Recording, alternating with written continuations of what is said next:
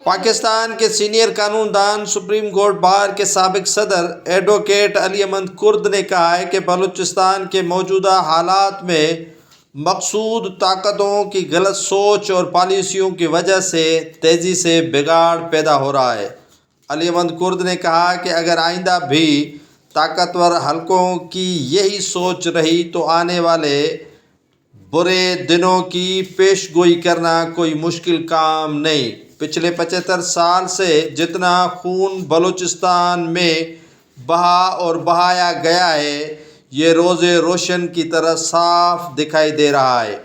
علی احمد کرد نے کہا کہ شروع دن سے بلوچستان کی نفسیات اور سنگین اور سخت حالات میں ان کے سوچنے، سمجھنے اور رد عمل میں یہ کب اور کیا نہیں کریں گے کہ عسکری طاقتوں نے کبھی مد نظر نہیں رکھا۔ علی احمد کرد نے مزید کہا کہ اور یہ سمجھتے رہے کہ ریاست جیسی بڑی طاقت کے سامنے ان کے بلوچوں کی کیا حیثیت ہے، مگر بلوچوں کی تاریخ اور آج کے حالات بڑے بھرپور انداز میں ثابت کیا ہے کہ آج ایک اسٹیبلشمنٹ غلطی پر غلطی کرتی چلی آ رہی ہے اور انہیں تاریخ کا سب سے بڑا سبق یہ ہے کہ غلطی پر ڈٹے رہنے کے بجائے غلطی تسلیم کرنا ہمیشہ بڑا فائدہ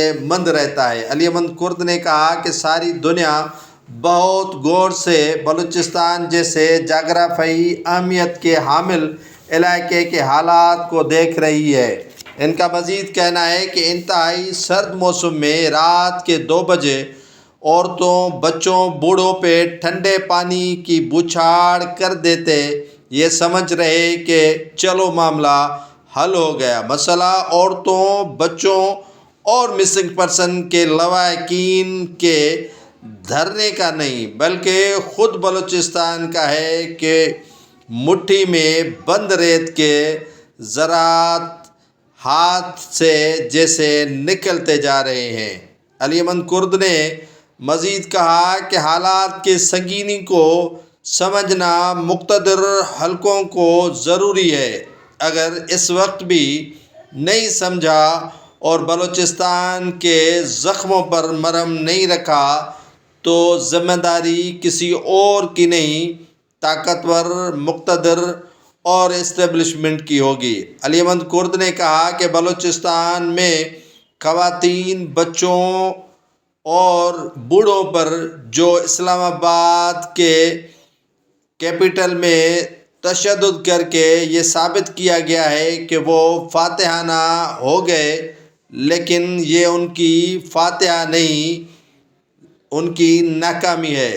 بلوچستان سارا جاگ رہا ہے اور ان تشدد اور ظلم کے خلاف پوری دنیا کو آگاہ کیا جا رہا ہے، جس کی رسوائی کسی اور کی نہیں لیکن اس ملک کی ہو رہی ہے۔ اس بدنامی کو کبھی اسٹیبلشمنٹ نے سوچا بھی نہیں ہے کہ اس طرح پوری دنیا کے اندر بلوچستان کے حقائق کو مسخ بھی اگر کیا جائے تو مسخ نہیں ہو سکتے۔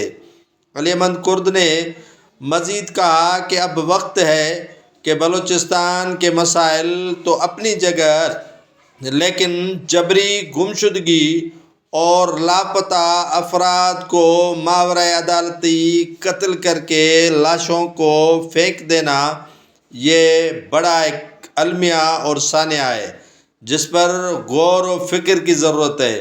پاکستان کی اسٹیبلشمنٹ اور سیاسی جماعتوں کو یہ سوچنا ضرور ہوگا کہ آخر بلوچستان کے مسائل اور بلوچستان کی تکالیف کو کس طرح حل کیا جائے۔ علی احمد کرد نے کہا کہ بلوچستان 75 سال سے احساس محرومی کا شکار رہا ہے اور احساس محروم کرنا اسٹیبلشمنٹ کا بڑا ہی ہاتھ ہے۔